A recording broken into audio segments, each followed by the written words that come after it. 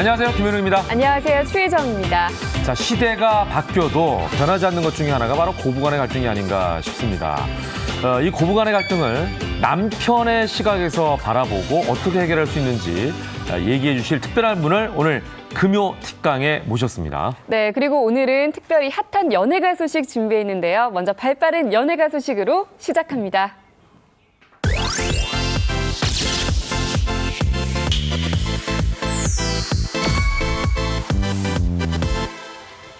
네, 연예 전문 기자 강내리 기자 모셨습니다. 어서 오십시오. 반갑습니다. 네, 처음 뵙네요.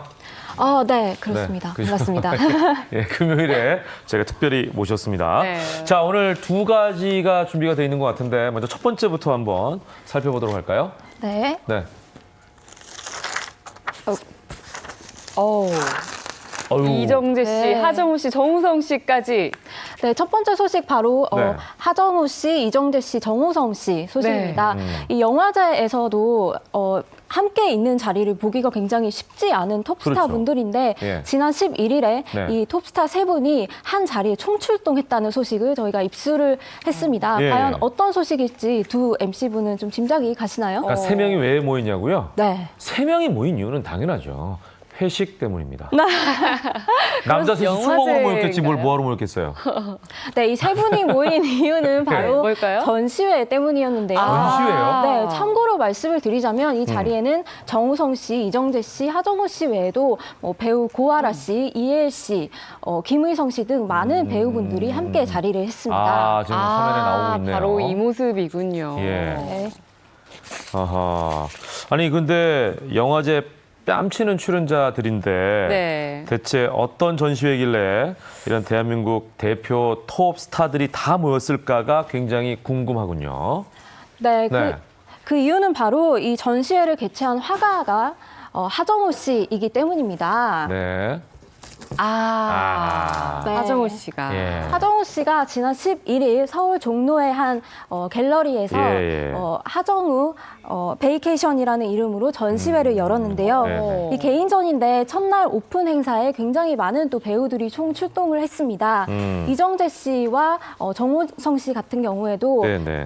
세 분이 같은 소속사 식구분들이에요. 아, 그래요? 스타분들인데 하정우 씨의 전시회를 축하하기 위해서 직접 네. 자리에서 같이 야. 자리를 가졌습니다. 네. 네, 그리고 제가 하정우 씨 소속사 관계자분하고 같이 통화를 해보기도 했는데요. 네네. 11일 그저께죠. 그때는 이제 하정우 씨가 소속사 관계자들 그리고 지인분들을 초대해서 약간 프라이빗 파티 같은 거를 한 거고, 네, 12일 어제는 이제 일반 관객분들을 이제 모셨는데 예, 예. 굉장히 또 많은 인파가 몰려서 성황을 이뤘다고 합니다. 아, 그랬겠네요. 하정우 씨 그림을 보러 간 건지 아니면 배우들을 보러 간 건지 어쨌거나 일석이조였겠네요. 가는 분들은 그러니까요. 그림도 보고 유명한 배우들도 만날 수가 있고. 사실 하정우 씨가 전시회를 한 건 이번이 처음이 아니잖아요. 맞습니다. 네. 하정우 씨가 이제 지난 2010년에 첫 전시회를 가지고 작년에 또 전시회까지 총 24편 정도의 전시회를 가지시면서 네. 화가로서의 입지를 다지셨는데요.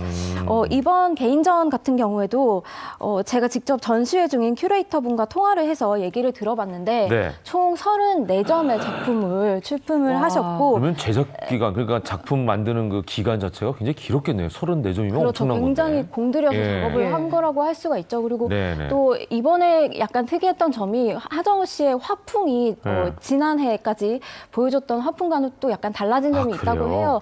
네, 그 전에는 약간 좀 선을 위주로 표현을 하셨다면 이번에는 색을 중심으로 또 감각적으로 표현을 해서 큐레이터분이 네네네. 굉장한 칭찬을 하셨습니다. 네. 예.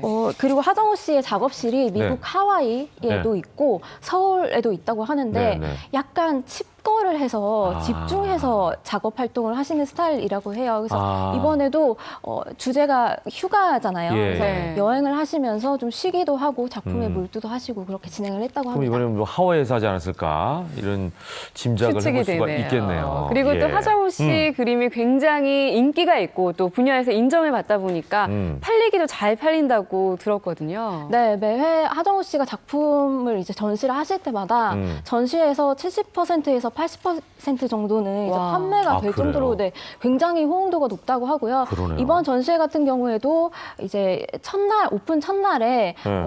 선판매가 이미 굉장히 많이 될 정도로 인기가 높았다고 합니다. 예. 이쯤 되면 또 많은 사람들이 궁금해할 것 같은 부분이 그러면 하정우 그림 씨가 가격. 예, 한 점에 얼마냐. 네, 얼마나 될까? 두 분이 혹시 좀 추측하시건데 어느 정도 될까요? 근데 보니까 저기 호수가 큰 호수네요. 그림이 커요. 네, 굉장히 그러면은, 화려한 이유가 네. 얼마나 많이 있습니다. 시간과 노력을 들였겠어요. 그러니까 저 정도면은 꽤 줘야 될 텐데. 네, 그쵸. 네. 좀 얼마일까요? 상당치 않을 것 같은데요. 제가 네. 알려드릴게요. 네. 네. 그림 가격만 무려 1,800만 원? 네, 최고 1,800만 원이라고 합니다. 차 한 대 가격이네. 네, 이게 그 중견 화가분들이 네. 판매할 때 받을 네. 수 있는 그래요? 수준이라고 하는데요.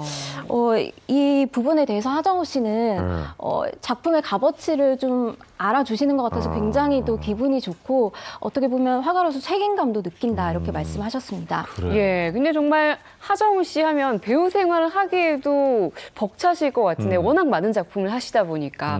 근데 이렇게 화가로 변신하게 된 특별한 이유가 있을지 궁금해요. 네, 하정우 씨의 변신에는 이분이 큰 영향을 주셨다고 하는데요. 누굴까요? 바로 아버지. 네, 배우이자 아버지 김용거 씨의 영향을 많이 받으셨다고 합니다. 이분은 네. 그림은 안 그리시는 걸로 알고 있는데. 네, 그렇지만 이제 김용건 씨가 네. 원래부터 네. 미술에 굉장히 또 관심이 아, 많으셔서 그래요?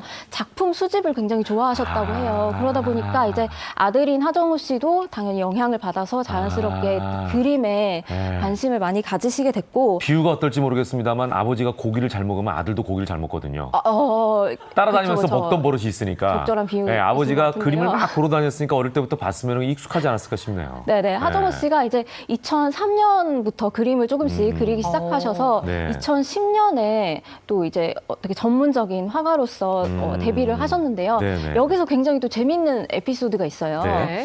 그 서울 인사동에 갤러리가 굉장히 많은데 많죠. 이번에 그 전시회 그 전시회장 대표님이 그 갤러리를 지나가다가 어떤 굉장히 인물화 하나를 보셨대요. 근데 그게 굉장히 좀 인상이 깊어서 이걸 그리신 화가분이 대체 누구시지 하고 이렇게 수소문을 해봤는데 예. 알고 봤더니 배우 하정우 씨. 네, 하정우 씨였던 거에서 정말 깜짝 놀라셨다고. 네, 그럴 정도로 그러니까 작품 실력이 성도 대단하다는 거네요. 네네네 인정을 예. 받고 있고 국내는 물론이고 또 그 미국에서도 또 인기가 네. 굉장히 많은데 특히 2013년 그 미국 뉴욕에서 전시를 했을 때는 작품이 뭐 완판이 돼서 또 화제를 모으기도 했습니다. 그 많은 분들이 아이고 뭐 배우니까 유명하니까 그래서 유명세를 타는 거 아니야 이럴 것 같은데 이 에피소드를 들으면은 네. 마치 그 목소리만 가지고 실력을 겨루는 복면 쓰고라는 프로그램처럼 이름을 안 알려줘도 실력을 스스로 인정받는 그러니까요. 그런 경우네요. 그쵸. 예. 사실 그것도 있어요. 네. 그 하정우 씨가 본명이 뭔지 혹시 아시나요? 아 우리는 하도 하정우라는 얘기를 많이 들어가지고. 그쵸, 그쵸. 아버지가 하정우- 김씨니까 김. 김씨가 네, 맞아요. 김씨 김성훈인데 예. 처음에 이제 그림을 그릴 때 예. 이 하정우라는 이름을 노출하지 않았던 거예요. 김성훈이라고 그래요? 썼는데 이렇게 또 본인이 예술가로서 인정을 네네. 받기 위해서 그렇게 이름을 노출 안 시켰던 그렇군요. 에피소드가 예. 있습니다. 자 그리고 전시회를 열 수 있도록 도와준 분이 계시다고요? 네, 뭐 김용건 씨 외에도 네. 이번에 말씀드릴 분은 아마 제가 이름을 얘기를 드리면 굉장히 많은 시청자분들께서 당연히 아실 만한 굉장히 유명한 분인데 네. 바로 누구시냐면 어떤 분일까요? 전시회를 열 수 있도록 도와준 고현정 씨가요? 고현정 씨. 여배우 고현정 씨입니다. 함께 작품을 했었나요? 네, 그렇죠. 하정우 씨랑 고현정 씨가 2007년에 드라마 아. 한 편을 같이 찍으시면서 이제 네. 인연을 맺게 되셨는데 네.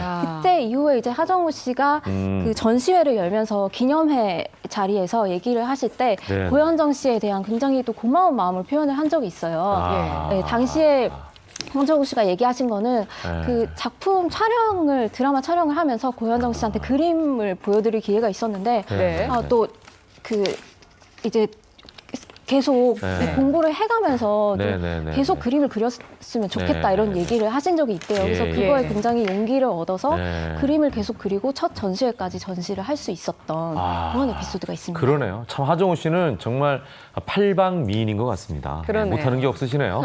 자, 두 번째 소식 한번 넘어가 볼까요? 네, 두 번째 소식은 네. 바로 네. 아. 한혜진, 기성용 부부네요. 예. 네, 이 두 분의 소식입니다. 두 분이 굉장히 대표적인 연예계 스타 인고 부부죠. 네네 예. 커플인 예. 부부이신데 네. 두 분이 결혼을 하시게 됐던 네. 계기가 있다고 해요. 아니, 결혼은 당연히 사랑 때문에 하는 거죠. 오 맞추셨어요. 네네네. 내지는 아니면 축구 때문에, 네. 아니면은 팬심 때문에 여러 가지가 있을 것 같아요. 다양한 왜냐하면 추측들이 기성용 씨가 되고 한혜진 있는데. 씨의 광팬이었다는 얘기도 있었고, 맞아요. 또 축구로 해서 뭐 이렇게 만날 수 있지 않았을까 뭐 이런 생각도 있고. 맞아요. 인물이라는 부분이 정답이신데 네. 한번 뜯어볼까요? 말씀을 드리면 이경규 씨요? 와, 의외의 인물이네요. 방송인 이경규 씨 때문이라고 합니다. 네. 네네. 엊그제 방영한 한 예능 프로그램에서 이경규 씨는 그 두 분의 러브 스토리의 중심에 본인이 있다는 얘기에 아니, 중심에 있는 게 아니라 나 때문에 결혼했다 이렇게 자신을 하셨는데요. 사실 그 한혜진 씨와 기성용 씨가 한 행사에서 처음 만나고 SNS를 통해서 이후에 친해졌다고 해요. 그래서 네네. 기성용 씨가 뭐 한혜진 씨한테 밥 사달라고 누나 이렇게 얘기를 해서 한혜진 씨가 뭐 피자를 사주기도 하고 이렇게 하면서 친해졌는데 네네. 이후에 이제 한혜진 씨가 좀 회상을 하기를 사실 그때는 좀 그랬다. 왜냐면은 또 다른 남자분과 공개 연애를 하고 있는 상황이었기 때문에 불필요한 오해를 살 수가 있어서 조금씩 연락을 하지 않으셨다고 해요. 네. 근데 그러다가 어떻게 다시 만나서 결혼까지 골인을 하게 됐을까요? 네. 네, 그렇게 연락이 끊겼던 상황인데 네.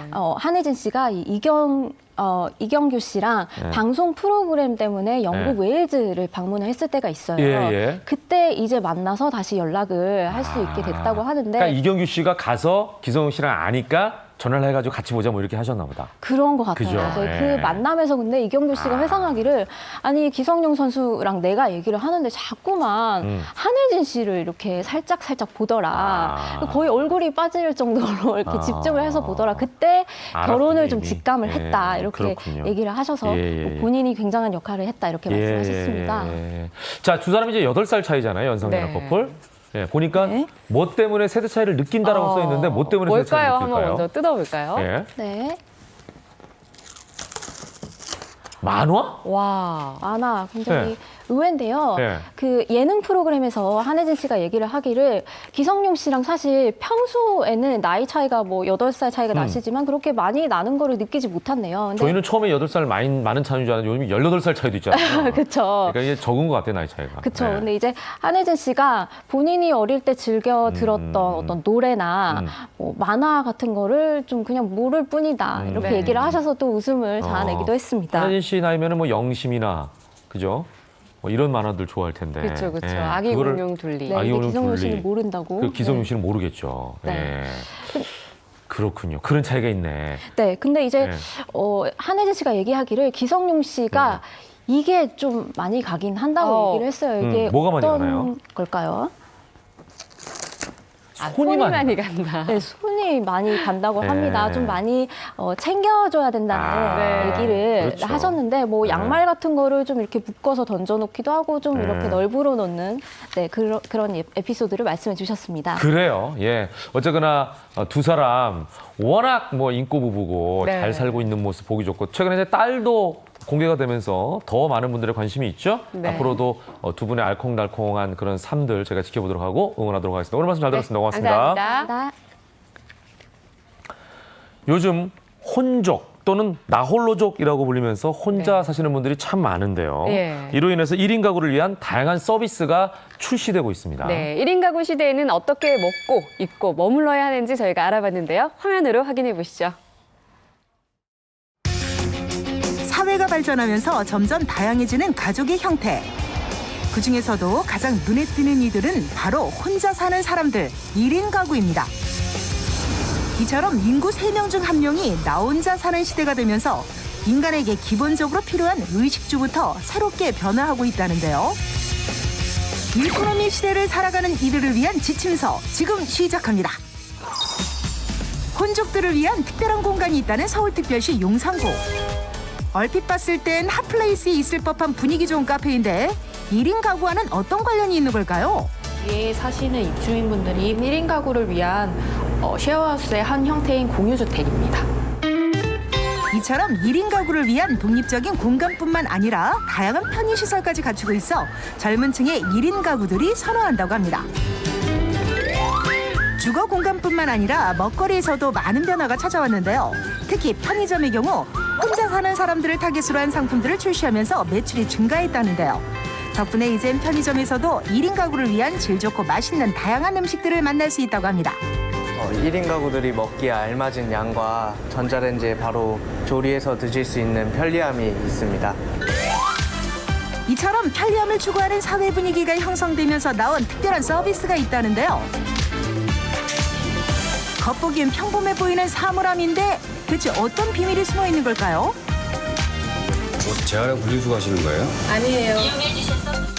재활용이 아니라면 혹시 의류 처리함? 아니, 이 신발 지금 버리시는 거예요? 그렇다면 사물함의 정체는? 때마침 사물함을 점검하기 위해 관리자가 찾아왔는데요. 분명히 재활용 분리수거함도 아니고 옷을 버리는 것도 아니라는데 대체 왜 이 안에 신발과 옷가지들을 넣어두고 간 걸까요? 24시간 1년 365일 세탁물을 맡기고 찾을 수 있는 무인 세탁함입니다. 세탁소나 코인 세탁방에서 기다릴 필요 없이 세탁함에 넣기만 하면 된다는데요. 세탁물을 맡기는 것뿐만 아니라 찾을 때도 시간에 제약이 없다는 게 가장 큰 장점입니다. 제가 직장생활 하는데 세탁소 이용하기가 시간이 안 맞아서 여기는 24시간 이용할 수 있기 때문에 참 좋은 것 같아요. 세탁물 넣을 무거움을 선택하세요. 무거움이 열렸습니다. 세탁물을 넣으시고 우선은 제 시간을 구애 안 받고 언제든지 맡기고 찾을 수 있어서 그게 편리한 것 같아요. 세탁물을 맡기는 것뿐만 아니라 찾을 때도 시간에 제약이 없다는 게 가장 큰 장점입니다. 저도 자주 이용하는데 특히 혼자 사시는 분들이 굉장히 이용하시면 좋을 것 같아요. 뒷 마무리나 모든 게 다 깔끔하고 굉장히 만족해요. 이처럼 밤낮 가릴 것 없이 24시간 내내 이용할 수 있다 보니 일찍 출근하고 늦게 퇴근하는 직장인들이 많이 이용한다는데요. 사용 방법 역시 매우 간단합니다. 인터넷이나 스마트폰 앱으로 신청할 필요 없이 전화번호만 누르면 되는데요. 결제 역시 세탁함에서 바로 할 수 있다 보니 누구나 쉽고 간편하게 사용할 수 있습니다. 시간에 구애받지 않을 뿐더러 간편하게 이용할 수 있다는 장점 덕분에 주로 1인 가구가 밀집된 지역에 설치된다고 합니다. 각 지역에서 수거된 세탁물은 경기도 광주의 한 공장으로 모이는데요. 전국 최대 규모인 이 세탁 전문 공장에서 세탁물들의 묵은 때를 벗겨준다고 합니다. 여기는 세탁의 종류나 드라이나 물세탁을 할 수 있도록 분리 작업을 하는 겁니다. 이제 세탁물을 모두 분리했으니 본격적으로 세탁 작업에 들어갈 차례. 대용량 세탁 기계로 세탁물에 묻은 때와 세균을 제거하는 건 다른 공장과 같지만 세탁할 때 들어가는 이 세제만큼은 어느 곳에서도 볼 수 없는 특별한 세제라고 합니다. 이거는 뭐예요? 식물성 원료를 사용한 천연 세제를 사용하고 있습니다. 식물성 원료는 균껍질에서 표백 성분이 있기 때문에 균껍질에서 추출한 원료를 사용하고 있습니다. 피부에 직접 닿는 옷이니만큼 천연 세제를 써서 자극을 최소화한다는데요. 덕분에 알레르기나 아토피를 가진 고객들이 무척 좋아한다고 합니다. 세탁부터 건조까지 이어지는 기본 과정이 끝났으니 이제 마무리 작업에 들어가는데요. 먼저 세탁 과정에서 구겨진 옷들을 다림 기계로 깨끗하게 펴준 다음 마지막으로 세탁된 옷이 상하지 않도록 비닐 포장까지 해줘야 세탁이 완료됩니다. 고품질 세탁의 비결엔 바로 20년의 역사가 있는데요. 작은 세탁소로 시작했지만 끊임없이 세탁 기술을 연구하고 개발한 끝에 수도권 40여 곳에서 세탁 편의점을 운영하는 어엿한 중견기업으로 성장했습니다. 그래서 세탁소에서도 다루기 힘든 소재를 망설임 없이 다룰 수 있다고 하네요. 저희는 전체 보색으로 색깔을 자유자재로 다 맞출 수 있고 어떤 원단이라도 발수 가공 처리해서 다 보색할 수 있는 그런 이제 전문 기술을 이용하죠. 특수 세탁 전문가로 쌓아온 20년 경력. 이곳에 있는 그 누구보다도 옷을 어떻게 다뤄야 할지 잘 알고 있기에 지금도 사장님이 현장을 진두지휘한다고 합니다. 이래야만이 품질이 유지가 될 수 있고 납기나 이런 것들이 정확하게 지켜지기 때문에 이건 철저하게 지켜야 되기 때문에 일일이 다니면서 이야기하고 있습니다. 얼굴을 맞댄 적이 없는 고객이기에 더 정성을 다해야 한다는 철칙이 좋은 결과물을 만든 셈인데요. 그가 24시간 무인 세탁함을 시작한 이유도 더 많은 사람들을 만족시키기 위해서였습니다. 최근 혼종 및 1인 가구의 급격한 증가로 24시간 무인 세탁함 사업을 시작하게 되었습니다. 필요는 발명의 어머니라는 말처럼 현대인들의 새로운 니즈가 세탁에 새로운 바람을 일으킨 셈입니다. 자, 이제 모든 과정이 끝났으니 이제 주인들에게 전해주러 가야겠죠? 오늘도 깨끗해진 세탁물과 함께 기분 좋은 따스함을 전하러 갑니다. 인구의 절반 이상이 나 혼자 살게 된다는 미래 시대. 과연 미래에는 1인 가구를 위한 어떤 서비스들이 나올지 기대해봐도 좋을 것 같네요. 네, 보신 것처럼 이렇게 바쁜 현대 사회에서는 시간 절약이 무엇보다 중요한데요. 시골 마을로 가면 대중교통을 이용할 때 배차 간격이 좀 크다 보니까 불편한 경우 많으실 것 같아요. 그렇습니다. 그래서 이런 불편함을 덜기 위해서 강원도의 한 산골 마을에서는 아주 특별한 프로젝트를 시작했다고 하는데요. 과연 어떤 프로젝트일까요? 함께 확인해 보시죠. 조용한 시골 마을에 무슨 일이? 좋아요. 완전 마을이 더 사는 것 같고. 지금 산뜻하고 이쁘네요. 시골 마을에 피어난 작은 기적, 특별한 희망 프로젝트가 지금 시작됩니다. 공기 좋고 산세 좋은 강원도의 산골 마을. 이곳에 무슨 일이라도 있는 걸까요? 마을 사람들은 아닌 것 같고 전국 각지에서 모인 이들의 정체는? 아기들하고 봉사하러 왔습니다. 동호회 회원들끼리 모여서 왔거든요. 봉사하러 왔습니다. 자동차를 사랑하는 사람들의 모임, 자동차 동호 회원들인데요. 오늘 50인의 동호 회원들이 이곳 초연마을에 집결한 이유는 단 하나. 교통 소외 지역에 노후된 정류장을 좋은 환경으로 바꿔주려는 그런 개선 사업 차원에서 봉사를 하고 있습니다. 여느 시골 마을의 버스 정류장이 대부분 그러하듯 이곳 마을의 버스 정류장 또한 사용한 지 오래돼 꽤나 낡은 모습이었는데요. 전에는 뭐 이게 없으니까 그게 좀 삭막했는데 그때는 뭐 칙시겠죠.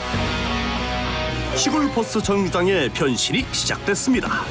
버스 정류장을 리모델링함과 동시에 바로 옆 작은 부지까지 활용하기로 한 건데요. 아니 어떻게 이런 생각을 하게 된 걸까요? 저희는 자동차가 좋아서 모인 사람들이 있는 자동차 동호회고요.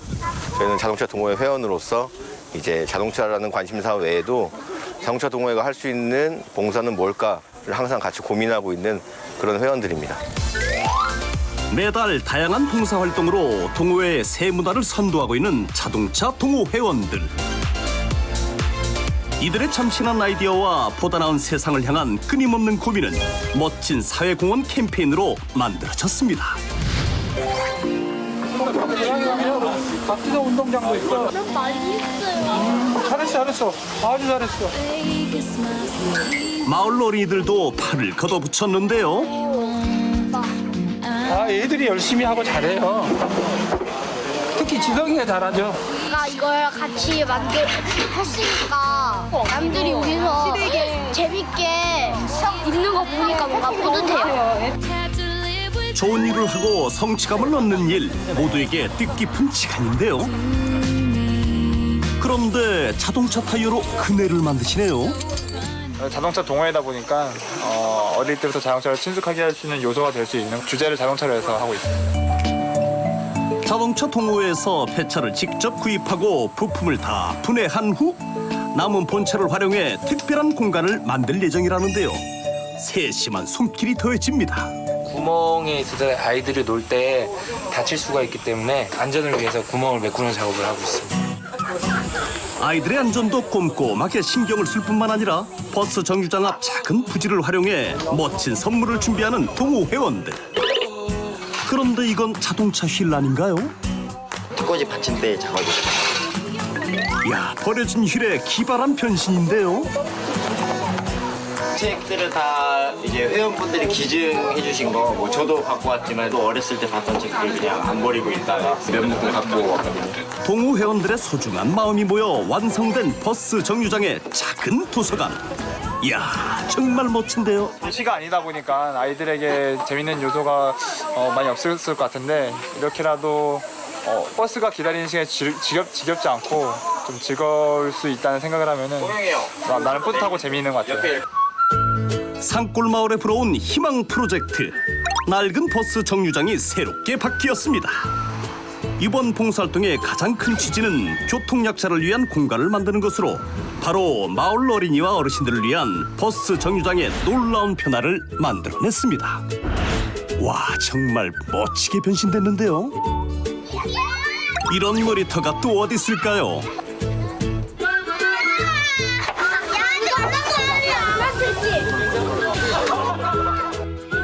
좀 어때요? 와, 재밌어요. 작은 도서실도 있고 그러는데 기다리는 동안에 책도 볼 수 있고 지루하지 않고 좋지요. 지루하지 않고 오히려 더 좋아하실 것 같아요. 기다리는 시간이 오히려 더 짧게 느껴질 것 같아요.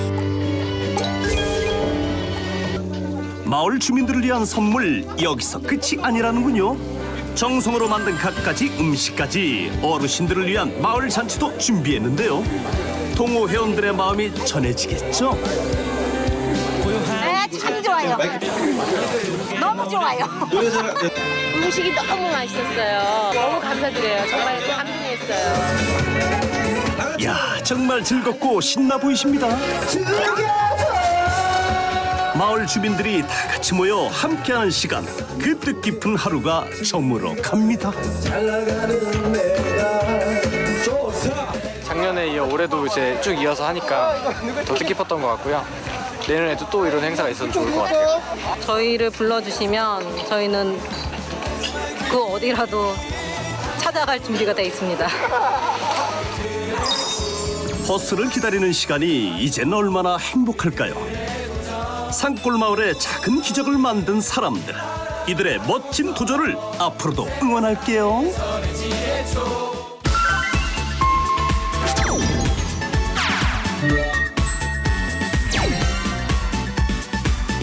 네, 매주 금요일 다양한 분야의 명사들을 모시고 진솔한 이야기를 나눠보는 금요 특강 시간 마련하고 있는데요. 이번 주는 어떤 분이시죠? 네, 우리가 고부간의 갈등 그러면은 이제 며느리와 시어머니와의 전유물로만 생각하고 그들의 입장에서만 생각을 했는데 네. 남편의 시각으로 이 고부 갈등을 바라보는 시각에서 영화를 만든 분이 계십니다. 오늘 그분을 모시고 이야기를 들어볼까 합니다. 네, 어떤 분이신지 먼저 영상으로 만나보시죠.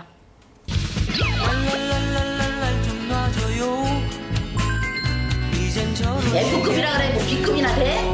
너랑 나랑 단속된 돈 나는 해주니 막 그러는데 저는 그게 싫다고요. 제가 싫으면 제 아들이 못 본다고요.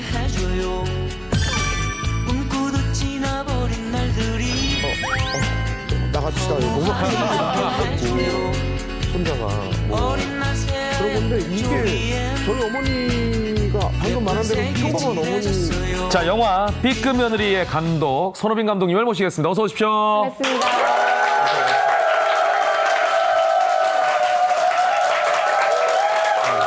반갑습니다. 반갑습니다. 예. 아우, 근데 B급 며느리라고 하니까 우리가 이제 A급, B급 흔히 이런 표현을 쓰는데 네. 네네. 예, A급 그러면은 워낙 최상 좋은 그렇죠, 예. 상품을 얘기하는 거고 예. B급이면 그대로 좀 약간 좀 떨어지는 떨어지지 않나? 느낌이잖아요. 네네. 그런 느낌의 제목인가요? 저는 B급이란 게 이렇게 사람들이 싫어하는지 몰랐어요. 저는 되게 좋아하는 단어인데. 네. 그럼 오히려 여기서 보면 B급 며느리라는 거는 느낌이 네. 처진다 이런 느낌이 아니라 그렇다기보다는 좀 우리 사회 기준이 되는 A가 뭔가 질문하는 느낌으로 저는 A급 며느리 있으면 나와보라 그래. 어떻게 보면 며느리가 며느리의 어떤 기준점이 되는 평범한 그렇죠. 어떤 느낌. A에 대한 질문을 던지는 저는 그런 의미로 썼는데 많이들 좀 그래서 좀 불편해하시는 분도 계시더라고요. 아니 왜 등급을 매기냐 그러면서. 자, 오늘은 그래서 금요 특강으로 우리 네. 손호빈 감독님께서 이제 얘기를 해주실 텐데 그럼 오늘 강의 주제 내용은 영화와 관련된 건가요? 제가 만든 영화가 아까 말씀하신 것처럼 고부간의 갈등을 다루고 있고요. 다큐멘터리입니다. 그래서 저희 어머니랑 저희 아내가 사이가 안 좋아져서 제가 너무 힘들어서 이제 찍었거든요. 아, 실제로? 네네네. 진짜 저희 어머니랑 저희 아내랑 출연을 다 하시고. 야. 그래서 저도 이제 나오고 아들도 나오고 뭐 일단 제작비는 많이 안 드셨겠네. 제작비는 그렇죠. 인건비죠, 인건비. 그러니까 네. 약간 남편이 찍었다는 점에서 좀 특이한 컨셉으로 받아들여져서 네. 독립영화 치고는 호응이 되게 많았어요. 그래서 좀 그런 면이 화제가 되지 않았나 싶고 사실 보신 분은 별로 없을 거예요. 이게 독립영화를 보기가 되게 쉽지는 않아서 그렇죠. 영화관이 일단 많지 않아서 제목은 들어봤거든요. 네. 이게 이제 많이 기사상으로도 오르내리고 했던 기억이 있습니다. 제목이 잘 지은 것 같습니다. 그러면은 그 경험을 어떻게 보면은 그대로 다큐로 담아내다 보니까 거기에서 오는 이야기들이 많이 있겠네요. 그렇죠. 되게 이제 굉장히 이게 다큐 일반적인 다큐에서 보기 힘든 동료 감독이 저 샷은 허스밴드 샷이라고 막 이름을 붙인 것도 있는데 남편 샷. 남편만 찍을 수 있는 그런 것들이 있어요. 예를 들어 아내 무릎 베고 찍은 것도 있거든요. 그러네. 촬영 감독이 그러면 큰일 나죠. 그러니까 그런 점이 되게 재밌었나 봐요, 관객들한테. 되게 이게 그래서 사실은 다큐인데 끝나고서 이제 관객들이 연기 잘 봤다 그러고 가는 관객도 있거든요. 그게 연기가 아니라 되게 생활인데. 리얼, 그 뭐랄까, 되게 캐릭터도 세고 막 그래서 픽션이라고 느끼시는 분도 계셨던 것 같습니다. 근데 생활이셨던 거죠? 그렇죠, 네, 그렇습니다. 설명을 드리면 저희 아내가 아무튼 갈등이 그 전부터 있었겠지만 어느 날 갑자기 시댁에 안 간다고 이렇게 선언을 했어요. 그래서 그때부터 한 2년 반 정도를 진짜 안 갔거든요. 그래서 그 사이 기간에 주로 촬영은 이루어졌고 2년 반 동안에? 네, 그 2013년 기억이 나요. 왜냐면 할아버지 제삿날이었거든요. 모르다가 무슨 날벼락처럼 뭐 그러고 나서 해결하려고 제가 왔다 갔다 해요. 저희 집이 대전인데 이제 시댁이 대전이고 저희는 서울에 있는데 아무튼 어머니 입장도 들어보고 뭐 진영 와이프 아내 이름이 김진영인데 그래서 왔다 갔다 합니다. 거기 보면 탁구공처럼 왔다 갔다 한다 막 나레이션도 있는데 어머니는 그냥 좀 평범한 어머니예요. 대한민국의 손자를 엄청 좋아하시고 첫 손주였거든요. 근데 너무 보고 싶어가지고 이제 저희 집에 되게 자주 오시긴 했습니다. 대전에서부터 서울까지 뭐 일주일에 막 한두 번씩. 다른 어머니들처럼 약간 사생활의 개념은 잘 부족하세요. 좀 얘네도 얘네의 생활이 따로 있다 이런 거는 좀 잘 없으셨던. 근데 많이들 그렇잖아요, 어르신들이. 그렇죠. 그래서 뭐 평범한 어떻게 보면 아내는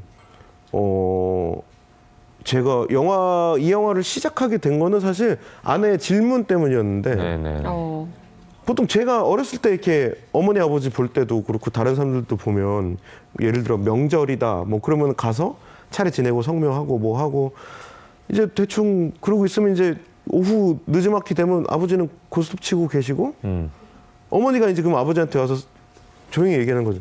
눈치껏 빨리 가자. 그런 식으로 얘기하면 아버지가 뭐 또 눈치 보다가 또 가고 그러거든요. 근데 그런 식이 아니에요. 저희 아내는 좀 오빠 할아버지 제사에 며느리가 꼭 가야 돼? 뭐 그래요. 아니 보통 가지 않나? 되게 중요한 거 같은데? 그러면은 이제 오빠 할아버지잖아. 그럽니다. 그러면 이렇게 질문할 수 있는데 우리 할아버지 제사 때는 갈 거야? 거기 제사 안 지내요. 거기 제사 안 지내요. 예상치 못한 답변이 잘 안 지내요. 되게 진짜로 물어보는 거예요. 이게 뭐 이렇게 비꼴라고 하는 그게 아니고 제사에 며느리가 가야 되는 거예요. 이렇게 물어봐요. 자기는 본 적도 없는 할아버지를 제사를 가야 돼? 그러면 그러네. 그러니까 제가 대답할 수 있는 말이 그냥 원래 그런 거야. 이거밖에 없더라고요. 뭐 예를 들어 다른 질문은 부모님하고 사이 안 좋을 때 한참 뭐 야, 너 시부모 만나면 표정 관리 좀 했으면 좋겠다. 그러면 그분들은 왜 표정 관리 안 하는데? 그래요. 이게 여기서 말로 이렇게 하면은 뭐 그렇구나 그러는데 이런 말을 시부모 앞에서 하는 걸 보잖아요. 진짜 입이 딱 벌어져요. 아니 이게 뭐야? 막 우리 엄마한테 싫어요. 뭐 그리고 뭐 저는 안 보고 사는 게 좋습니다. 막 이런 말을 해요. 영화에도 나오거든요. 뭐지 이게 약간 비현실적이면서 그래서 그것 때문에 저는 되게 힘들었지만 되게 저는 곰곰이 곱씹어볼 질문이기도 하고 오히려 근본적인 질문이라고 생각을 했어요. 이게 어른은 뭐고 명절은 뭐고 예의란 과연 무엇인가. 그러니까 예의가 없어야 되는 건 아니지만 그게 뭔지 한번 생각해볼 계기는 될 것 같아서 영화까지 만들게 된 어떤 계기가 된 거죠. 야, 이거 뭐 들을수록 굉장히 궁금해지기도 하고 네. 이제 결론적으로 네. 이 영화를 찍으셨잖아요. 네네. 이제 찍으면서 많은 걸 느껴서 이제 그 얘기를 쭉 하실 텐데 네네. 결론적으로 정말 궁금하니까 시작 네네. 부분을 좀 여쭤봐야 될 것 같아요. 그래서 고부간의 갈등이 해소가 됩니까? 영화를 보시면 알 수 있는데 아무튼 봐야 되는 걸로 이걸 남겨놓는 걸로. 아니 뭐 스포일러는 아닌데 예. 아무튼 근데 지금 상황을 말씀드릴게요. 네. 뭐 그게 영화고 뭐 예. 그러니까 다큐니까 남들 보기에 멀쩡해 보입니다. 지금은. 예. 그래서 명절 가고 뭐 생신이다 그러면 가고 웬만하면 그리고 굉장히 많이 싸웠었거든요. 영화 보면 되게 심합니다. 저희가 이혼 얘기까지 막 한 적도 있고 막 그런 걸 겪고 나니까 선이 생겼어요. 여긴 넘지 말자 서로 어머니랑. 그러면은 여기 보니까 김치를 조심하라. 네네. 뭐 그런 걸 좋아하십니다. 뭐 김치를 담그거나 반찬을 뭐 하거나 갈비를 재보거나 해서 막 보내주세요 음식을. 그리고 서울에 자주 오시면 또 주고 가시고. 근데 보통 제가 만나본 며느리는 다 싫어했어요. 네. 그렇죠. 본인이 먹고 싶은 걸 주는 게 아니니까. 그렇죠. 어머니가 만들어서 꽉 다 버리거든요. 맞아, 그런 경우 있죠. 근데 또 어머니들 입장에서는 그게 또 아들 부부에 대한 본인의 또 기쁨일 수 그렇죠. 있거든요. 내가 해준 음식 먹었으면 좋겠고. 저희 집은 되게 심각해졌어요. 왜냐면 그렇게 주면은 어머니 주지 마세요. 그래요. 근데 뭐 주지 말라고 할 수는 있잖아요. 그러니까 진영 씨가 괜찮아요. 없어도 돼요. 왜냐면 그 전에 주신 김치도 절반도 못 먹었다. 아유 어른이 주면 받아 하고서 하는데 여기서 약간 다른 거죠. 진영이가 이제 보통은 그냥 받고 그냥 처리하면 되는데 나중에 진짜 버린 집도 많대요. 버린 집도 많습니다. 제 동료들은. 근데 나중에는 어머니가 괜찮아요 싫습니다. 뭐 계속 그래도 어머니는 또 어머니 입장에서는 그러죠. 야 그거 하나 못 받아주냐? 그냥 주고 싶어서 주는데 기분이 사실 좋진 않으신 거죠. 그게 거절당하면. 그렇죠, 근데 진영이 입장에서는 또 반대로 아니 이렇게 작은 뭐랄까 부탁까지도 아니죠. 그냥 그 메시지조차 접수가 안 되고 그냥 무시하는 거죠. 상대방이 뭐라고 하든지 상관없이 주는 거잖아요. 그게 되게 기분이 나빴대요. 어머니도 그런 거죠. 쟤는 왜 음식을 줘도 고맙단 말 한마디 안 하냐? 고맙단 말 하긴 해요. 고맙습니다. 그냥 그래요. 보통은 김치를 딱 주시면 이걸 기대하시는 거죠. 어머니는 바로 그 자리에서 열어가지고 그렇죠. 찢어서 먹으면서 어머니 너무 잘 됐네요. 김장이. CF에 나오는. 아유 이거 진짜 밥 반찬이다 이러면서 막 이걸 이제 기대하시는 거죠. 만든 사람 입장에서는 그럴 수 있죠. 그걸 못해요. 못하는 인간입니다. 저희 아내는. 제가 그런 적도 있어요. 하도 그거하고 너무 싸워서 김치통에 뭐 도청장치 들었냐? 막 내가 막 뭐든지 미묘한 신경전이 될 수 있는데 저는 그래서 설거지 때문에 그랬을 때는 그랬거든요. 아유 이제부터 햄버거 먹읍시다. 설거지 안 해도 되잖아요. 그러니까 그것만 제거하면 될 줄 알아요. 그게 아닌데 이게 잘 안 보여요. 모릅니다 남편들이. 얘기해주지 않으면 잘 몰라요. 모릅니다. 그래서 되게 답답해 하더라고요. 뭔지 모르겠어 그러면서. 근데 모릅니다. 그러니까 제가 비유하기를 어느 정도로 모르냐면 시월드는 여자들의 내무실이다. 그러면 이해가 빠를 것 같아요. 여자들의 내무실이다. 남자들. 이게 비슷한 게 뭐냐면 이등병이 얼마나 힘든지 아무리 설명해도 몰라요. 반대로 여성들. 야, 그 병장이 나를 원상 폭격을 시켰어. 그러면은 싫다 그래. 그래요. 그럽니다. 왜냐면 그렇게 비정상적인 어떤 공간이 있다는 게 일반적으로 상상이 안 돼서 그런 것 같은데 되게 그런 구조도 비슷한 것 같아요. 이등병 때 다 그래요. 내가 병장이 되면 잘해줘야지. 이등병한테 다 그래요. 나는 이렇게 당했으니까 내가 당한 거를 병장 안 돼야지. 내가 당한 거를 돌려주는 게 아니라 나는 착한 병장이 돼서 바꿀 거야. 그럼요. 근데 막상 병장이 되면 너무 심한 거죠. 얘가 기본도 안 돼 있네. 그렇게 되는 거죠. 그런 말 많이 하잖아요. 누구나 그게 이상하다는 것쯤은 알아요. 모든 남편들이 야 좀 참어 그러잖아요. 알겠어. 너의 마음을 알겠어. 그러니까 네가 오늘만 좀 참아줬으면 좋겠다. 그러잖아요. 그렇게 말하는 것 자체가 조금은 이상하단 거긴 한데 네 마음을 알아. 너가 뭔 말 하는지 알아. 하는데 모른다는 거죠. 저는. 모릅니다. 저희 어머니가 아버지랑 이렇게 앉아서 되게 신세 한탄을 막 하시는 거예요. 아, 며느리 눈치 보느라고 이거 참 힘들어서 살겠냐 막 그래요. 그러니까 많이 하시는 말씀이죠. 네. 요즘에는 많이 시어머니가 하죠. 며느리 눈치를 봐야 돼. 그쵸. 그게 비정상적이라는 그렇죠, 거죠. 그렇죠. 네. 원래 며느리가 시어머니 눈치를 봐야 되는 게 정상이다라고 생각하는 거죠. 이상한 세상이다. 네. 막 이런 느낌인데 그런 말을 하는 것 자체가 약간 생각이 좀 고쳤으면 좋겠다. 사람이 사람의 눈치를 보는 건 너무 당연한 거거든요. 그렇죠. 내가 이렇게 하면은 그렇죠. 혹시 불편하지 않을까? 눈치를 안 보는 대상이 있다는 게 너무 오히려 이상한 거죠. 저 여기 와서 막 처음 만났으니까 눈치를 보는 저 사람이 나를 어떻게 생각할까? 뭐 저 사람은 내가 실수한 건 없을까? 뭐 그러면서 조금씩 친해지는 거잖아요. 네. 그러면서 근데 며느리한테는 해당이 안 되는 거죠. 처음부터 야 이거 누가 그래요? 처음 보는 사람한테 아무리 회사 뭐 이런 데 가도 누구씨 뭐 반갑습니다 하고 뭐 오리엔테이션도 하고 뭐 하고 나서 그럼 이거 업무 지시도 하고 그런 건데 네. 눈치를 보자. 네. 며느리 눈치 봐라.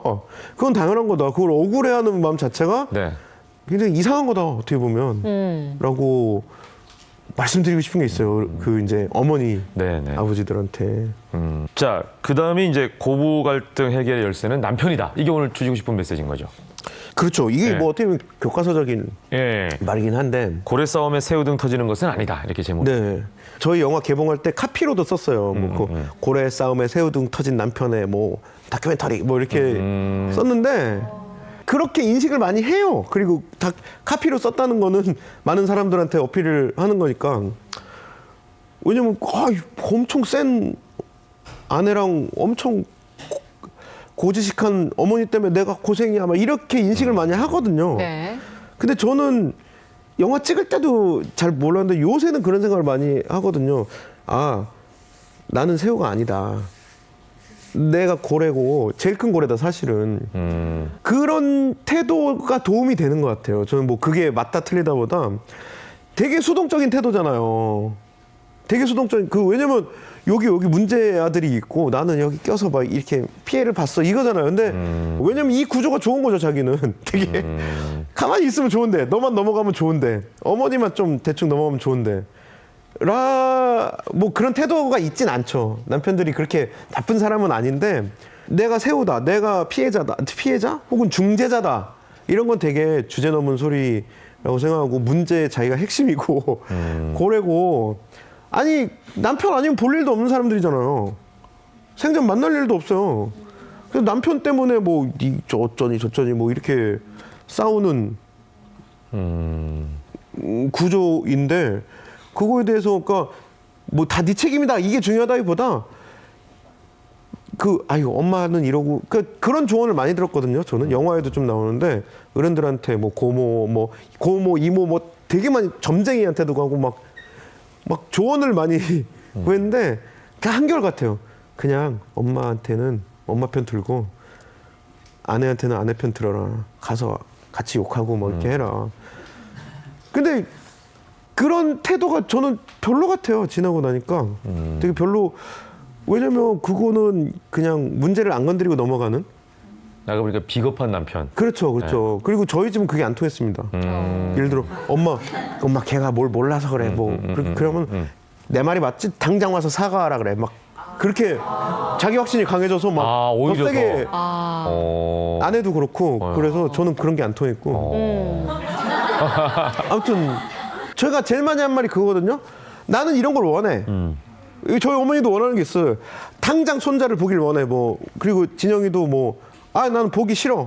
오빠가 원하는 거 뭐야 하면 저는 그랬어요. 항상 나는 그냥 대충 넘어가는 거야. 남편들 마음이 다 그래요. 근데 그게 되게 별로 같아요. 별로고 차라리 자기 생각을 내 생각은 이래. 네가 너무했어. 나는 가족이 이렇게 가치가 뭐가 있다고 생각해 하고 자기 생각을 적극적으로 말하는 게 그게 문제 해결이 빨라지는 것 같아요. 제가 볼 때. 그리고 남편이 뭘 하는 게 나아요. 시어머니한테 나쁜 얘기 하는 것도 남편이 하는 게 낫거든요. 아들이잖아요, 남편은. 진짜 못할 소리 해도 그 다음날 아침에 그냥 밥 먹잖아요. 며느리가 조금만 민감한 얘기해도 그 사실은 상처받거든요. 그래서 아내도 마찬가지고. 네. 아내한테도 그러니까 어머니한테 싫은 소리 하고 막 이런 걸 싫어하거든요. 한국 남자들이 싫은 소리 하는 것 자체를 싫어합니다. 근데 싫은 소리를 맡아서 하고 좀 말하자면 파이터가 되고 그게 좋은 것 같다. 그 이 영화를 찍으시면서 그럼 어머니의 삶과 아내의 삶에 대해서도 많이 좀 조명을 하셨을 것 같아요. 이거 되게 인상적이었어요. 저희 아내가. 제가 딜레마가 뭐였냐면 생각은 아내랑 비슷해요. 당연히 여기 공간은 우리 공간이고 뭐 그걸 인정해야 되고 어머니도 너무 참견하면 저기고 이제 개인주의가 어느 정도 존중을 받아야 되고 당연히 그 생각인데 근데 저희 어머니잖아요. 그게 이제 영화의 핵심적인 저의 내적 갈등이었거든요.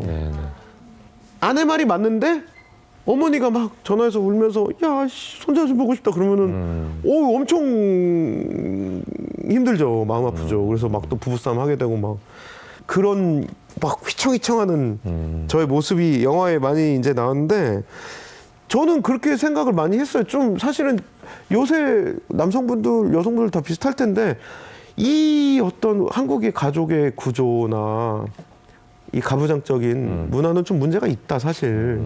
문제가 있고 우리 어머니는 너무 힘들게 사셨다. 라고 생각을 많이 해요, 저는. 어렸을 때 생각하면 얘는 뭐 2년 반 동안 안 갔는데 저희 어머니는 일주일 전에 갔어요. 명절 일주일 전에 가서 최소한 3일 전에 가서 뭐 다 해놓고 준비하고. 명절도 끝나고도 제일 늦게 갔어요, 저희 집이. 외갓집 가면서 엄청 싸웠거든요. 서운하신 거예요, 엄마는. 아버지는 또 아버지 약간 고집 치시다가 일어나는 거 싫어하거든요. 그때. 지금 생각해봐도 아니 어머니가 억울하지. 그리고 쎄 빠지게 일하고 막 그리고 제 생각에 저희 어머니는 이름이 없었거든요. 제가 본 이래로는 뭐 누구 엄마, 호빈 엄마, 네, 호빈 엄마, 뭐 누구 아내, 뭐 누구 댁, 뭐 하고 뭐 말하자면 자기가 중심에 서서 산 적은 별로 없는 거예요. 누구를 도와주고 항상 자식 도와주고 남편 뒷바라지하고 뭐 하고 하다가 이제 그러신 건데 억울할 것 같아요. 되게 저는 좀 연민의 감정이 많거든요. 근데 진영이한테 아내한테 하면서 우리 엄마가 좀 고생 많이 하시고 너무 좀 불쌍하다. 좀 엄마 말 좀 들어줘라. 그렇게 말하거든요. 근데 그거에 대해서 되게 인상적인 말을 했어요. 아내가 뭐라 그랬냐면 자 오빠 어머니가 불쌍하다. 그 안타깝다고 하면서 자기를 지금 어머니랑 똑같이 만들고 있다고. 네. 이렇게 지금 한 번 참아라, 두 번 참아라 하면서 어머니가 그렇게 된 거지. 그거라고 그렇게 쭉 가다 보면은 그렇게 되는 거라고 자기도. 틀린 말이 아니네요. 히스테릭해지고 막 남한테 막 그러고 싶어지고 재생산하고 있다고 오빠가 나는 안 할 거라고 그렇게 막 되게 인상적이었어요 저는. 예. 굉장히 논리적이시네요. 예. 우리 어머니 불쌍한데 네가 한번 참아라. 이거는 안 통하는 거죠. 그 생각을 한번 하셨으면 좋겠어요 남성분들이. 그래서 앞으로 그리고 우리 자식들도 이제 저도 애가 7살인데. 이제 계속 클 거 아니에요. 어떤 이 어린 친구들한테 어떤 문화를 우리가 전해줄지 고민도 한번 해보고 그러면 좋을 것 같아요. 자, 그래서 결론이 이제 비겁한 평화가 아닌 당당한 평화다. 약간 초반에 비겁한 평화라고 말씀을 하셨어요. 그럼 우리 가정에 이제 반대로 당당한 평화를 이루기 위해서는 남편이 어떤 역할을 해야 될까요? 근데 비겁한 평화의 핵심은 사실은 패배주의였거든요. 뭐냐면 저분들은 안 바뀌어. 내가 무슨 말을 해도 안 바뀌어. 우리 어머니 아버지 생각은 안 바뀌어. 그래서 저는 그런 게 많았어요. 뭐 제가 이제 독립영화 계속 하고 있는데 옛날에 뭐 대학교 때 영화 찍을 때도 당장 취직하라고 어머니 막 서울 와서 혼내고 가요. 알겠습니다. 지금 당장 원서 쓰겠습니다. 하고서 어머니 가시면 또 시나리오 쓰는 거예요. 되게 저는 그렇게 살았어요. 저는 그게 최선이라고 생각하고. 그러니까 상대방 기분 좋게 해주고 상황 모면하고. 예, 어느 정도는 그럴 때가 다 있으실 거예요. 어느 정도는. 조그만 거라도. 굳이 이거를 뭐 어머니 그건 아니에요 뭐 이렇게 하기도 피곤한 거죠. 입도 아프고. 예. 진영이는 이런 거를 기만하는 거다 오빠가 부모님을 그렇게 얘기해도 그것도 맞긴 맞죠. 사실 기만하는 거고 그 제가 인상적이었던 게 너 그렇게 해봐라. 그렇게 해서 막 세상이 바뀌는 줄 알아? 내가 막 그랬거든요. 되게 막 들이받아요. 어머니 이거 잘못됐고요. 저는 이래서 안 합니다. 모르고 뭐 전쟁만 일어나고 뭐가 될 것 같아 막 그랬는데 나중에 깜짝 놀랐어요. 어머니가 바뀌더라고요, 부모님이. 네. 그거 보고 깜짝 놀랐어요. 저는 그래서 예를 들어 그 바뀐 게 어떤 포인트냐면 거절을 받아들일 줄 알게 되신 면이랄까? 시부모들이 그거 잘 못해요. 예를 들어 쉽지 않죠. 대전에서 서울에 뭐 누구 돌잔치 때문에 왔는데 오늘 혜준이랑 저녁 좀 손자 좀 보고 가겠다. 그러면은 오늘은 곤란하다. 저번 주도 왔지 않냐. 내가 뭐 그러면은 엄청 화냈거든요. 그래서 막 집으로 밀고 들어온 적도 있어. 이 자식이 그러면서 집 앞에 와서 빵빵 그러거나 그 정도로 기분이 너무 상하시는 거예요. 아들한테 거절당하는 게. 그렇죠. 근데 이런 과정을 거치니까 그냥 요새는 그래요. 뭐 야 다음 주에 뭐 서울 가는데 뭐 괜찮냐 오늘? 선약이 있는데요? 바쁩니다. 네. 그럼 뭐 제가 그 정도는 들러도 되죠. 뭐 진행 때문에 안 됩니다. 이러지 않으니까 바쁘다. 다음에 보자. 그러면 알았다 임마 그냥 그래요. 예. 그 저는 엄청 놀라운 사실이에요. 저는 평생 어머니가 그런 적이 없어서 갖고 뭐 이게 해결 방법이 뭘까? 이거 고민하는 것 자체가 별로 필요가 없다 제 생각에. 그냥 내가 불만이 있다? 말하면 물론 힘들죠. 중간은 힘든데 어떤 관객이 막 관객과의 대화 하거든요. 끝나면 막 하다가 막 질문하다 막 우시는 분도 계세요. 그러니까 자기는 한 40년 10살을 했는데 한 번도 그런 식으로 얘기를 못 해본 거예요. 그게 쌓여 있는 거죠. 그렇죠. 이걸 보면서 카타르시스를 느끼는 그렇죠. 거죠. 속이 시원하기도 하고 되게 서럽기도 한 거죠. 자기 막 그게 생각나면서 40년을 참으면 살아온 그렇죠. 게 억울하기도 하고. 많을 거예요. 우리 엄마만 해도 그렇게 살았으니까. 처음에는 그게 굉장히 강하게 부딪혔지만 오히려 그게 쉬운 해결책이 됐다. 결과론적으로. 왜냐면 상대방이 원하는 걸 알아야 뭘 바꿀 거 아니에요. 그렇죠, 상대방이. 그래서 그러면 시어머니도 바뀌었고 더불어서 아내분 진영 씨도 어느 정도 바뀌시게 되고 둘 다 굉장히 좋은 쪽으로 약간씩 변화가 있었는데. 뭐 존중하게 된 것 같아요. 그러니까 근데 사실은 아까도 말했지만 무서워서 그런 거예요. 둘 다. 어우, 쟤 건들지 마. 쟤 건들지 말자. 막 이게 너무 고통스러우니까 그걸 겪고 싶지 않은 거죠. 그래서 굳이 진영이 앞에서 감정 표현을 안 하고. 근데 그게 눈치를 보게 된 거고 그게 저는 존중하게 된 거라고 생각하거든요. 그 다음부터 조금씩 이제 교류를 시작하고 뭐 이렇게 되는 거죠. 그래서 지금 둘째 며느리가 생겼거든요, 어머니가. 제 동생 결혼해서. 둘째 며느리 훨씬 편하겠는데요? 둘째 며느리 맞아요. 그렇게 심하게 안 해요. 첫째가 다 갈아놨잖아요. 근데 진영이가 억울하다고 왜 나한테만 그랬냐고. 근데 한번 해보셨으니까 이제. 그렇지. 그리고 약간 둘째 며느리는 진영이처럼 이런 스타일은 아니어서. 자 오늘 어쨌거나 B급 며느리라고 하는 그 영화를 통해서 우리 손호빈 감독님께서 직접 경험하신 정말 어떻게 보면은 가슴에 와 닿는 그런 체험을 얘기를 해주셨습니다. 제가 이제 질문이 하나 있는데 저는 제가 이게 지금 2년 반 동안 찍었고 영화가 됐잖아요. 거기에 대해서 사실은 민감한 사안인데 두 주인공이 허락을 하셨나요? 그게 설득하는 게 좀 오래 걸렸습니다. 그러니까 이거 집안에 어떻게 보면 감추고 싶은 비밀인데. 어머니는 오래 걸렸어요. 1년 넘게 걸렸어요. 제가 설득하는 게. 그거 맨날 찍으니까 너 뭐 하는 거야? 뭐 이랬을 거 아니에요. 말도 안 정신 차리라고 저한테 막 아버지가 막 그랬었는데 저도 이제 되게 설득을 많이 했거든요. 이게 부끄러워할 게 아니고 되게 사회적으로 의미가 있는 거고 오히려 어머니가 앞서가는 거다 이렇게 공론화를 하고 뭐. 저기 진영 씨는? 진영이는 좀 특이합니다. 그 친구는 약간 영화를 처음 찍게 된 계기가 그러니까 뭐 아까 말한 질문 이런 거는 이제 저의 이제 어떤 마음을 먹게 하는 계기가 됐고 처음에 찍을 때 좀 진실 공방이 많았거든요. 다 그럴 거예요. 고부 갈등이 진실 공방이 되게 많아요.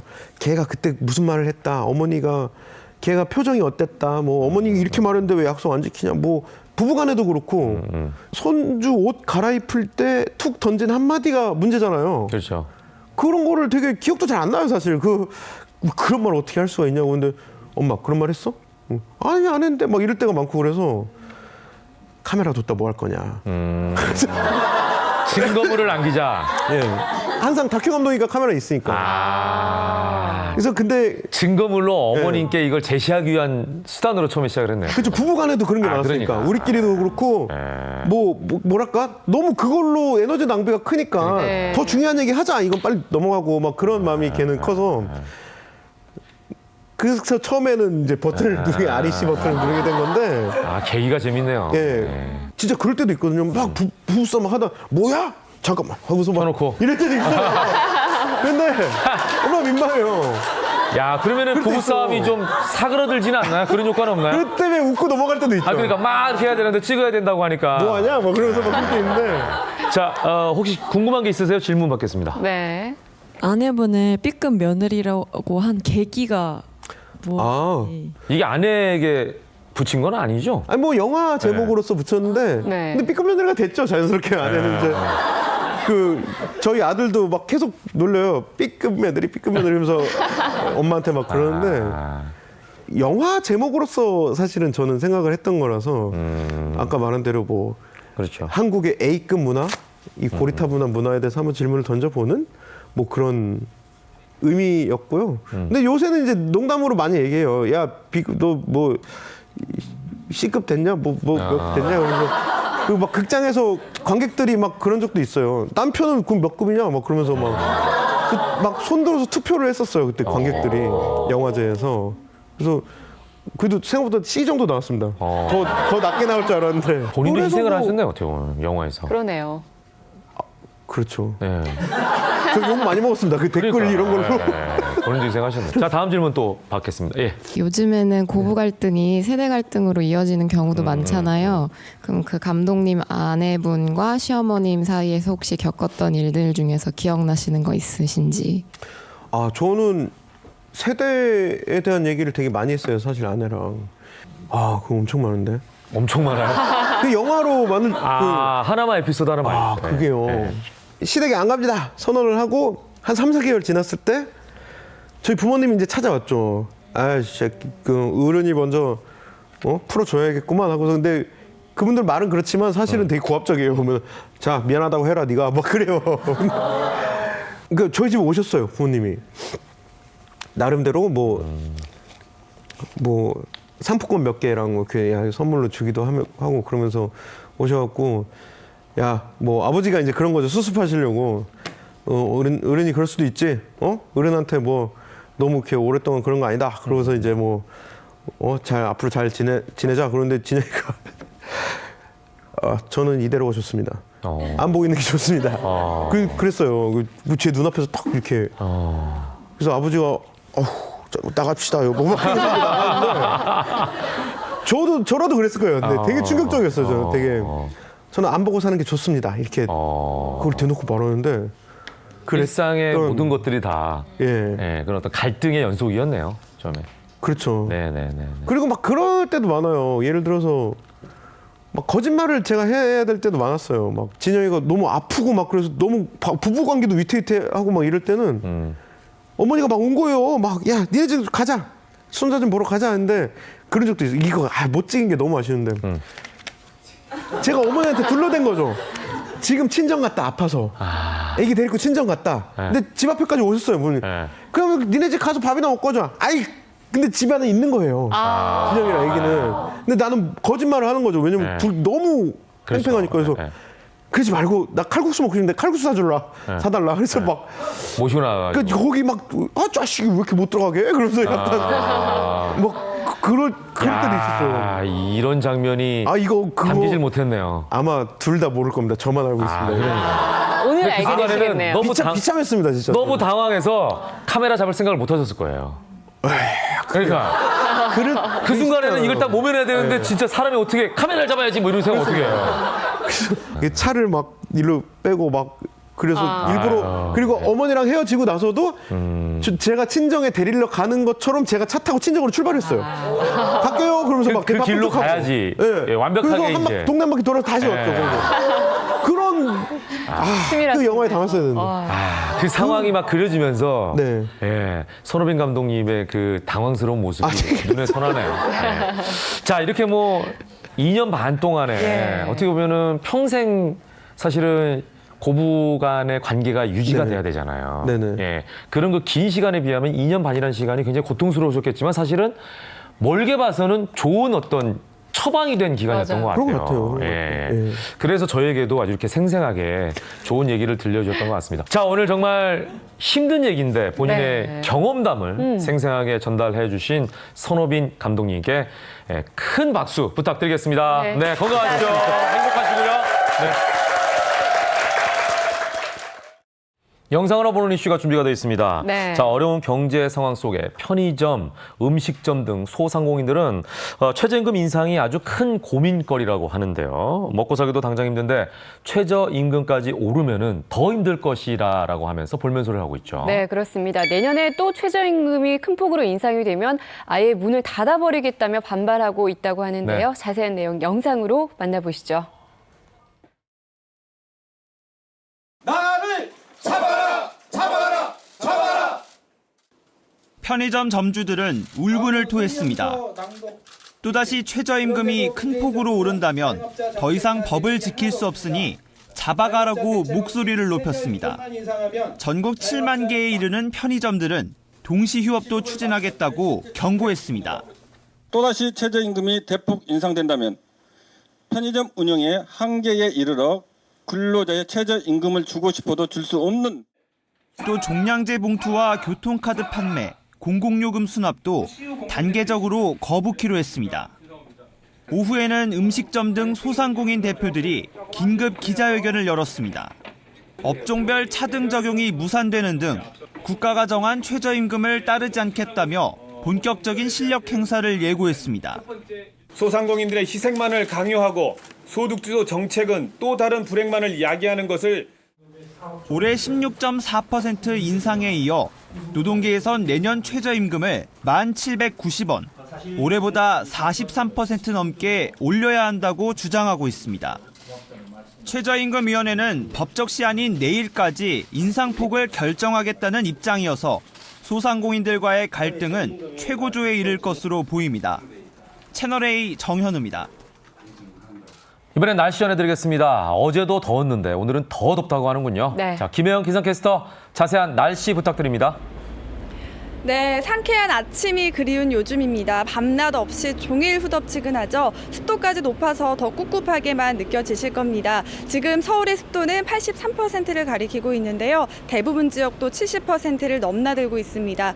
게다가 오늘은요, 어제보다 기온이 더 오릅니다. 서울의 낮 최고 기온 32도까지 치솟으니까요. 오늘도 어제 때보다도 더위 대비 철저히 하시기 바랍니다. 하루하루 폭염특보는 확대 강화되고 있습니다. 영동에 폭염주의보가 경보로 확대됐고요. 동쪽 지방을 중심으로 폭염주의보가 추가로 내려졌습니다. 대구와 의성은 오늘 낮 기온이 36도로 사람 체온 수준 가까이 오르는 등 오늘도 폭염이 기승을 부리겠습니다. 습도까지 높아서 불쾌감은 절정에 이르겠습니다. 불쾌지수 전건역에서 매우 높겠고요. 더위 체감지수는 대부분 지역이 위험 단계로 고성과 경남, 양산, 함안은 가장 높은 단계인 매우 위험 단계를 보이겠습니다. 두통이나 어지러움, 근육경련과 같은 증상이 있다면 그늘이나 서늘한 실내에서 충분한 휴식을 취하시기 바랍니다. 오늘은 전국이 차차 맑은 하늘을 드러내면서 자외선이 강해집니다. 또 경기와 충청, 전남, 영남 등 곳곳에서 오존 농도가 높아지겠습니다. 가능한 오후 시간대에는 외출을 피하시기 바랍니다. 오늘도 밤사이 곳곳에서 열대야가 나타났습니다. 25도를 대부분 웃돌고 있는데요. 현재 서울 25도, 대구 28도, 창원 26도로 출발하고 있습니다. 낮 기온은 서울이 32도, 전주 34도, 안동 35도로 35도 이상 오르는 곳이 많아 폭염특보가 확대 강화될 가능성이 높습니다. 덥고 습한 공기에 강한 일사까지 더해져서 당분간 무더위는 지속되겠습니다. 특히 주말 내내 서울의 낮 최고 기온이 33도까지 치솟는 등 더위의 기세는 더 강해질 것으로 예상됩니다. 오늘도 한증맞처럼 푹푹 찌는 찜통 더위입니다. 에어컨 자주 찾게 되실 텐데요. 지나치게 온도를 낮추게 되면은 여름 감기에 걸리기 쉽습니다. 실내 적정 온도인 26도 이상으로 틀어주시고 선풍기를 함께 사용하시면 신선한 공기가 오랫동안 유지된다고 하니까요. 무더운 여름보다 현명하게 대처하시기 바랍니다. 지금까지 상암동에서 굿모닝 날씨 전해드렸습니다.